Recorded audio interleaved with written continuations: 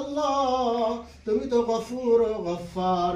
বগুড়ার সারিয়াকান্দিতে বাংলাদেশ জাতীয়তাবাদী সাইবার দল বিএনসিপি ফুলবাড়ী ইউনিয়ন শাখার উদ্যোগে সাবেক প্রধানমন্ত্রী ও আপোষহীন দেশনেত্রী বেগম খালেদা জিয়ার রুহের মাগফিরাত কামনায় কোরআন খতম ও দোয়া মাহফিল অনুষ্ঠিত হয়েছে।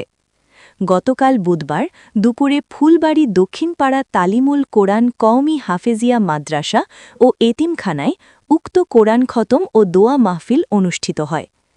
বাংলাদেশ জাতীয়তাবাদী সাইবার দল ফুলবাড়ী ইউনিয়ন শাখার সভাপতি জুয়েল রহমানের সভাপতিত্বে দোয়া মাহফিল অনুষ্ঠানে উপস্থিত ছিলেন বাংলাদেশ জাতীয়তাবাদী সাইবার দল বগুড়া জেলা শাখার যুগ্ম সাধারণ সম্পাদক মোহাম্মদ মতিউর রহমান মতিন, সারিয়াকান্দি উপজেলা শাখার সভাপতি জুলফিকার আলম রুনু, সাধারণ সম্পাদক জাফরুল সাদিক, সহসভাপতি নিয়ামুল হাবিব, সেলিম মিয়া, যুগ্ম সাধারণ সম্পাদক ফরহাদ হোসেন, উপজেলা শাখার সদস্য ইমরান হোসেন রুবেল।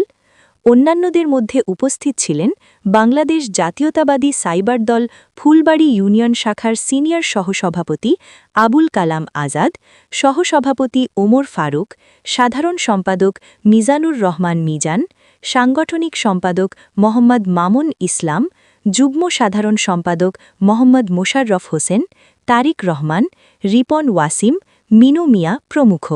برحمتك يا أرحم الراحمين।